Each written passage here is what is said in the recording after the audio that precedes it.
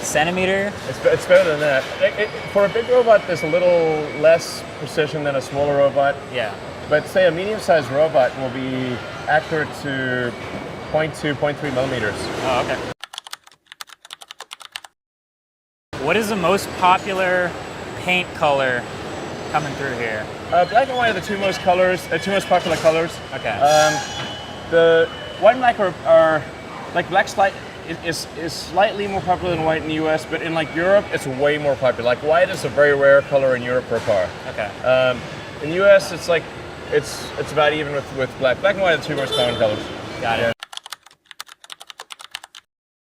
You've mentioned you've slept in the factory to be able to immediately like diagnose problems and hands-on fix what's not right. What type of things happen that you can immediately fix or immediately take action on? Design necessity of every part and every process. Yeah. The speed at which, especially the robots are going. Is there any unnecessary movement in the production line that isn't value added? Like we're not actually doing something. Yeah. Like replacing elements of the production system that are not needed or redundant. Yeah, exactly.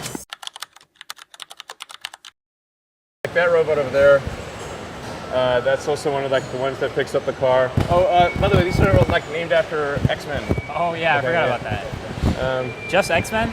I feel like you might have too many. It's like Marvel and X-Men. It's like you gotta start to run out of names. Yeah. There's like actually turns out a lot of X-Men, by the way. Yeah, okay.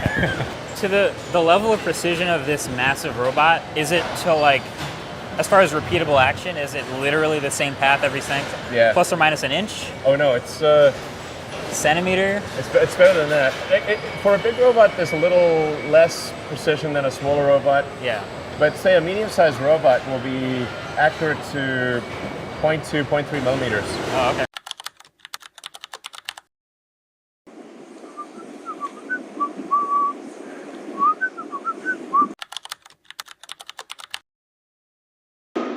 So, but at least we have a situation where we have a design where success is one of the possible outcomes. Yeah. So, no prior design was success one of the possible outcomes for full reusability. People aren't necessarily ready for how big Starship will be on the moon. It's basically a habitat when it's on the moon, you know? It's not just a little tiny tent like the Apollo lunar landers.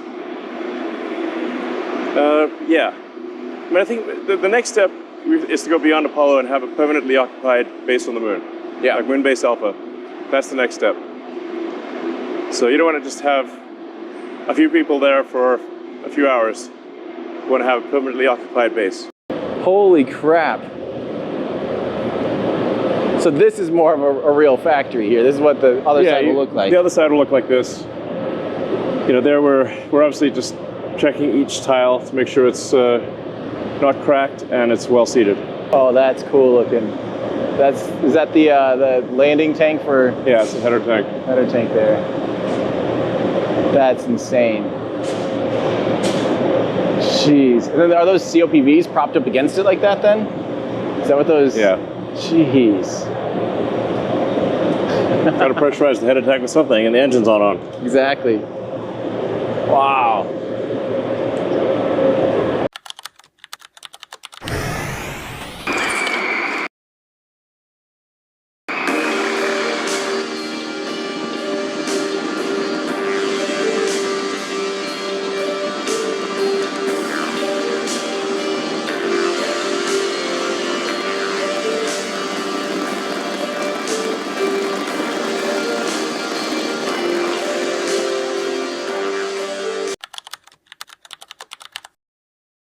Do you feel pretty satisfied with the results of?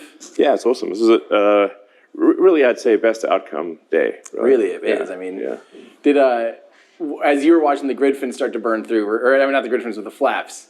Well, I mean, you had to have thought one of those was just going to rip off, right? Yeah. I mean, the heating. You can see the heating from the internal cameras. Yeah. You don't need infrared cameras. You can actually just see it glow. Right. So the thing about steel is like it's going to glow for a long time before it fails. I think one of the biggest lessons today is the incredible resilience of a high-temp stainless steel alloy. Right. What's up, guys? My name is Sahaj. I'm from the brain-computer interface team here at Neuralink, and I'm going to be talking about two things today. The first thing is, what exactly is a Neuralink device capable of doing right now? And the second one is, how does that actually impact the day-to-day lives of our users? Very simply put, what the Neuralink device does right now is it allows you to control devices simply just by thinking. Now, to put that a bit more concretely, I'm about to play a video of our first user. His name is Nolan, if you remember from DJ section. And what Nolan is doing is he's looking at a normal off-the-shelf MacBook Pro. And with his Neuralink device, as you're going to see, he's going to be able to control the cursor simply with his mind, no eye tracking, no other sensors. And what's special about this particular moment is this is the first time someone is using a Neuralink device to fully control their cursor. Whoa! You just beat the world record. Oh, shit. Sorry.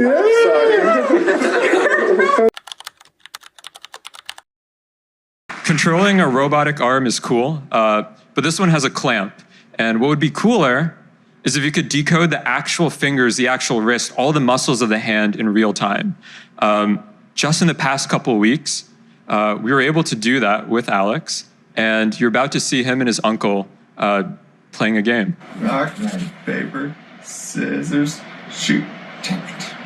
Rock, paper, scissors, shoot.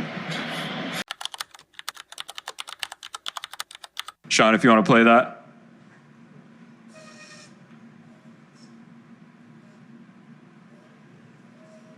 Yeah. For people that have, say, lost a limb, lost an arm or a leg or something like that, then we think in the future we'll be able to attach an Optimus arm or legs. And so you kind of like, I don't know if you remember that scene from Star Wars where Luke Skywalker gets his hand, chopped off with a lightsaber, and he gets kind of a robot hand. And I think that's the kind of thing that we'll be able to do in the future, working with Neuralink and Tesla. So that it goes far beyond just operating a robot hand, replacing limbs and having kind of a whole body robot experience. Everyone, my name is Joey. Blind Sight is our project to build a visual prosthesis to help the blind see again. Users would wear a pair of glasses with an embedded camera and receive an implant in their visual cortex. Scenes from the environment are recorded by the camera and processed into patterns of stimulation delivered to the brain, causing visual perception and restoring functionality. Now, Blind Sight will be enabled by placing our implant into visual cortex. This is a new brain area for us, and this brings new opportunities and challenges.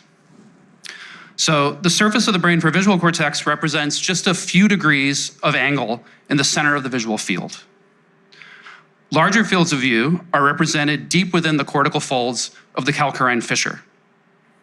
Our threads are able to access these deeper structures, providing the possibility of restoring vision over a functionally useful visual field.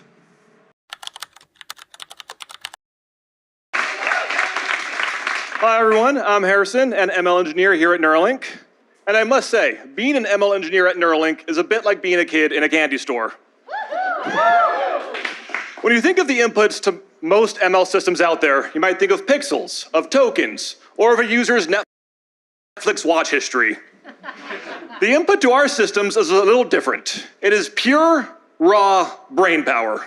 And when we think about the ML systems we can build here at Neuralink, really we're limited by our imagination and our creativity. There's no reason our ML systems can't do anything that the human brain can do, such as controlling a phone, typing, or even gaming. Right here to my left is actual footage of Alex, one of our participants, playing a first-person shooter against RJ, another one of our participants. Now, for those unfamiliar with first-person shooters, this is not a trivial. It requires 2 fully independent joysticks or 4 continuous degrees of control. as well as multiple reliable buttons. Now, contrary to popular belief, the Neuralink does not simply read people's minds. It's simply reading neuronal activations corresponding to motor intent. So one of the fun challenges with this project was figuring out which motions were going to be mapped to the joystick. So how exactly is this going to work? We started off thinking that you'd have to have a specialized electric skate on which cars would run. But that actually ended up being quite a complicated solution. So now we've come up with, I think, quite a clever idea, which is to have retractable wheels. So you take a normal car like a Tesla. Like a Tesla? Well, it doesn't need to be electric, so it doesn't create fumes and consume oxygen. Combustion car creates fumes and consumes oxygen, so you can't have that in a tunnel. We've created, they're almost like airplane landing gear. They go out sideways to the side of the tunnel, and they brace the car against the tunnel. But then those wheels can retract, and it can drive on the road. So you have a car that can drive on normal roads, and then can also drive essentially on the track in the tunnel. Can only people that have Teslas use your tunnels? Well, it'll be any car that needs to be electric, autonomous, and then fitted with these wheels. But we'll enable it to be fitted with, any manufacturer will be able to have the sort of wheel kit added to their car. It's not just like.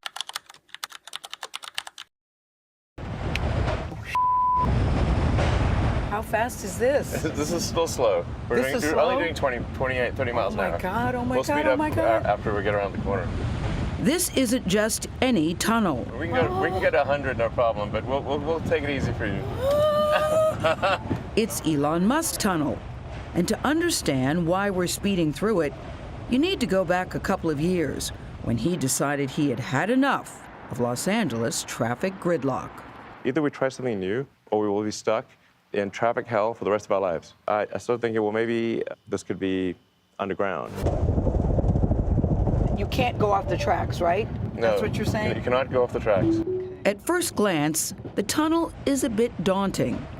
It's only 12 feet in diameter, so it's much more claustrophobic than most transportation tunnels. We'll be able to go like 150 miles an hour if we want. If you're going that fast, what's to prevent it from crashing into another car ahead of you? That's what I worry about that. Because the autopilot has radar and cameras that will automatically slow you down before you impact another car. You would only be allowed to go through the tunnel on autopilot. At the end of our 4-minute adventure, the verdict? That was scary, but that was kind of cool.